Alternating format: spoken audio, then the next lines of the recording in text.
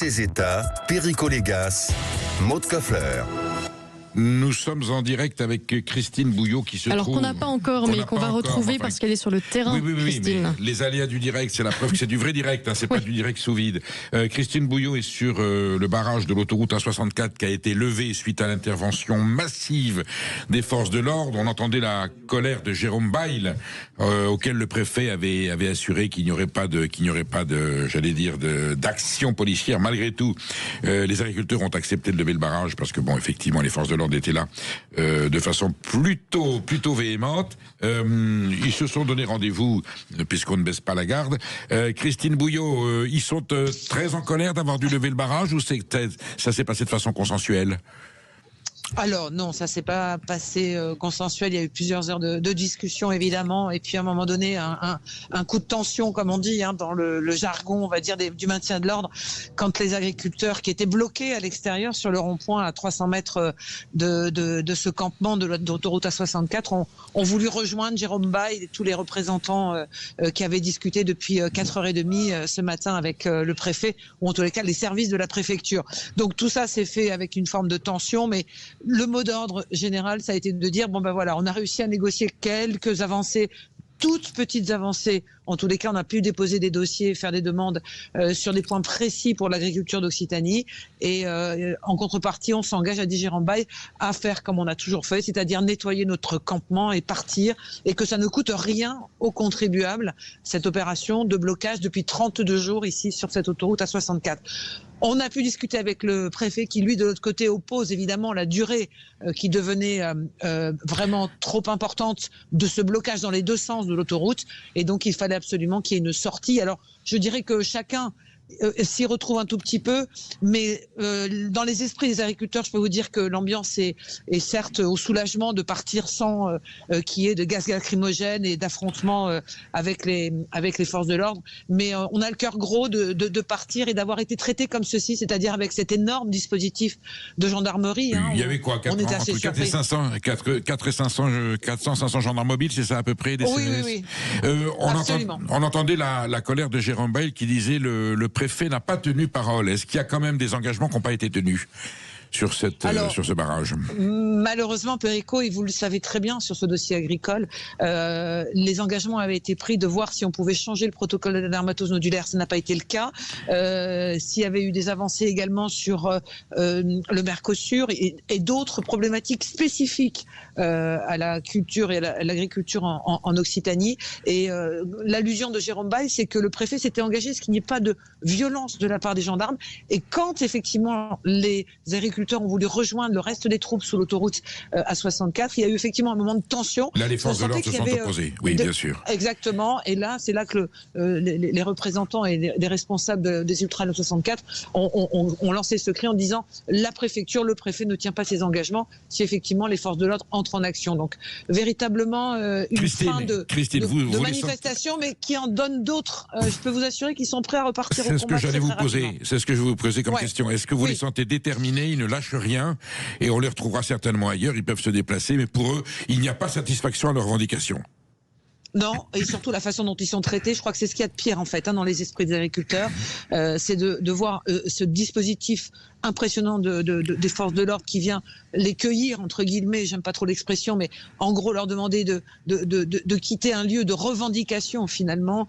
C'est ce traitement-là qu'ils ne comprennent pas. Et sachez que les Ultras de la 64 ont commencé à faire des petits en France. Il y a des collectifs qui se sont montés au Pays Basque, qui se sont montés en Isère, qui sont en train de se constituer dans la Somme, dans d'autres départements, et ça fait tache d'huile, et ça gêne effectivement. Et Paris était le terrain d'une manifestation importante ce matin.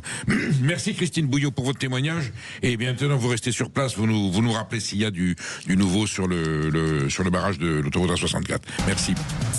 Sud Radio, la France dans tous ses états, les perles du jour. C'est l'un des sujets du jour. Perico, l'ancien dirigeant nationaliste corse Alain Orsoni a été abattu hier durant les obsèques de sa mère dans le cimetière de Véro, en Corse du Sud, du jamais vu. Oui, absolument. J'allais dire que ça a plongé l'île dans la consternation et le désarroi. Surtout que les Corses sont des gens très attachés aux valeurs familiales, aux traditions, et que jusqu'à présent, c'est très rare qu'il y ait eu un crime, une action violente dans le cadre d'un enterrement ou d'une cérémonie familiale. Il y a déjà le cas de François Santoni, qui était le partenaire de Jean-Michel Rossi. Ils avaient écrit 2 livres sur les collusions entre le nationalisme et la mafia. Ils ont été abattus tous les deux. Jean-Michel Rossi à l'île Rousse en août 2000 et François Santoni à l'issue d'un mariage en août 2001. Là, c'est Alain Orsoni qui aujourd'hui tombe sous les balles d'un tueur à 200 mètres, à la façon de Charlie Kirk. Il était aux obsèques de sa mère. Alain Orsoni était un des leaders du Front National de Libération de la Corse, avec les scissions et les fractions qui ont compliqué beaucoup la donne dans la lecture politique entre nationalistes et nationalistes radicaux, le canal habituel, le canal historique. Il faut comprendre qu'en Corse, le mouvement nationaliste a toujours été divisé en 2 tendances. Ceux qui faisaient de l'idéologie pure un combat de libération nationale, qui représentait la tendance de la famille Simeoni. Et aujourd'hui, c'est le fils d'Edmond Simeoni, le neveu de Max, qui est président de la communauté du territoire de la Corse, qui d'ailleurs est en train d'obtenir un statut territorial encore particulier. Et Alain Orsoni faisait partie de cette tendance qui mélangeait le combat nationaliste, la revendication nationaliste, avec des activités illicites. Alors, est-ce un règlement de compte? Est-ce que c'est une vendetta? Il y a l'omerta, bien entendu, on ne saura rien. Ce que l'on sait, c'est ce qui s'est dit en Corse, c'est que lorsqu'on a un crime de cette nature, d'une telle violence, ce ne sont pas forcément des Corses qui commettent l'action. On va chercher la mafia de Sardes. On va en Sardaigne chercher des membres de la mafia, et c'est à eux que l'on confie cette mission de liquidation. Ça ressemble aussi à ça, avec la mort d'Alain Orsoni devant le cercueil de sa mère, devant sa famille, abattu d'une balle en plein cœur d'un tireur qui était entre 100, 150, 200 mètres. Je vous disais, ça ressemblait à Charlie Kirk. Donc, la Corse continue à vivre cette tragédie. On en conclut simplement que les règlements de compte sont là, que les nationalistes qui voulaient faire du travail propre, conformément à des idées de libération nationale, se sont toujours opposés à ceux qui ont dérivé un peu vers la mafia, et que tous ceux qui ont dénoncé le mafiosisme en Corse ont été abattus, sont morts de mort violente. Le dossier n'est pas clos, évidemment, l'enquête ne fait que commencer, mais la fracture au sein du mouvement nationaliste corse n'est que plus béante et que plus saignante. Il y a toujours des gangs, le gang de la prise de mer, le gang du Pibar, le gang des bergers. Voilà, une situation de plus en plus tragique, auquel on pensait avoir trouvé une solution, mais ça ne sera pas le cas. Réponse dans quelques jours, évidemment, au fur et à mesure que l'enquête évoluera. Ma chère Maud, on a retrouvé un député.